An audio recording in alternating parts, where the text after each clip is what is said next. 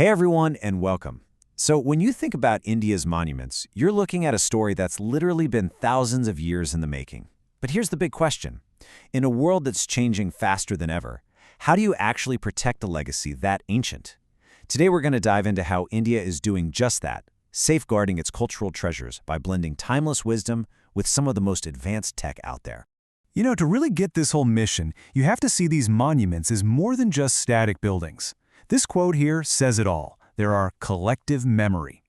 These incredible structures aren't just relics from some distant past, they're the living, breathing threads that connect all of us from one generation to the next. Okay, so if we're going to protect this legacy, the first thing we need to do is understand that it comes in two very different forms. It's a story of the physical, yeah, but also the philosophical, the tangible and the intangible. Let's break that down. On one hand, you've got what we call tangible heritage. This is the stuff you can actually see and touch. The iconic Taj Mahal or the ancient Sanchi Stupa. These are incredible landmarks. But, and this is just as important, there's the intangible heritage. These are the living traditions, the things passed down through generations. Think about yoga or Vedic chanting or those amazing Buddhist chants you hear in Ladakh. So we're not just protecting buildings, we're protecting the stories and the practices they represent.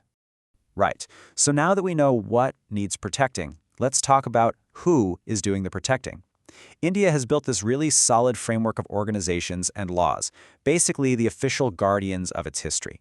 At the absolute heart of this whole thing is one major organization, the Archaeological Survey of India, or ASI.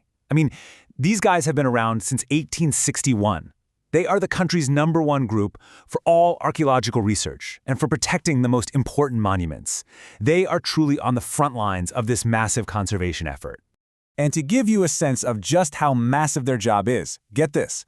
The ASI is responsible for safeguarding 3,686 centrally protected monuments all across the country.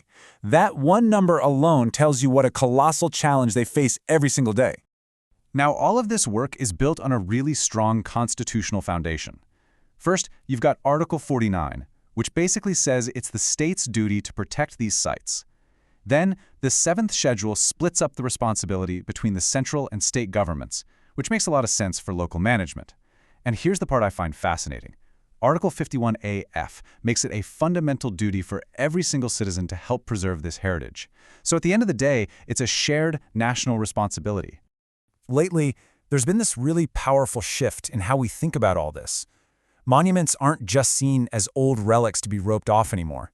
Instead, people are starting to see them as these dynamic engines for community growth and even economic prosperity. A perfect example of this is the Adopt a Heritage 2.0 program. It's a brilliant idea. Private companies can become monument mitras, which means friends of monuments. They team up with the government to upgrade all the visitor amenities, adding wheelchair ramps at Agra Fort or putting in better signs. And what that does is it lets the ASI stay laser-focused on what they do best, the expert conservation work. And this is where that heritage really springs to life. Just imagine these world-famous events like the Konark and Khajuraho dance festivals, happening with these ancient temples as the backdrop. This kind of approach doesn't just celebrate those intangible traditions we talked about. It actually fuels the local economy, everything from hotels to artisans. It turns these historic sites into vibrant hubs of culture and commerce right now, today. So, how does this whole mission move into the future? Well, while the goal itself is ancient, the tools are getting incredibly futuristic. India is now blending centuries-old craftsmanship with the power of some seriously modern technology. Welcome to the Modern Conservationist's Toolkit. We're talking about super precise 3D laser scanning, that's LiDAR, which creates these unbelievably detailed digital models of monuments. We've got drones surveying massive areas that are hard to get to. GIS, or Geographic Information Systems, help map out and analyze any environmental threats.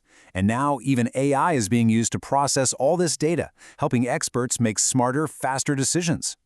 And if you want a perfect example of this in action, just look at the restoration of the Kedarnath temple after those devastating floods in 2013. The ASI teamed up with the Indian Institute of Technology, and they used advanced geophysical testing to analyze the temple's foundation. This allowed them to do a restoration that was based on hard evidence. It was scientifically precise, but also totally non-invasive, honoring the integrity of the original structure. So when you put all of this together, the legal framework, the community partnerships, the cutting-edge tech, well, it doesn't go unnoticed. India's commitment to its heritage is getting some serious recognition on the world stage.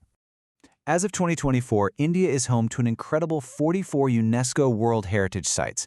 That number puts it right up there among the top countries in the world, which is just a powerful testament to the outstanding universal value of its treasures. Now, what's really fascinating is the diversity here.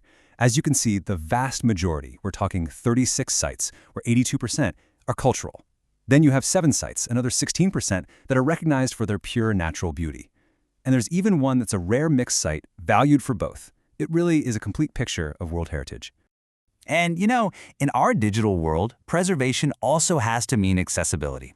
The Indian Culture Portal is a fantastic initiative that basically opens up these treasures to the whole world. With virtual walkthroughs and 360-degree tours, you can wander through the entire Qutub Minar complex in Delhi or explore the Shaniwardavada Fort in Pune, all right from your own screen. It's amazing.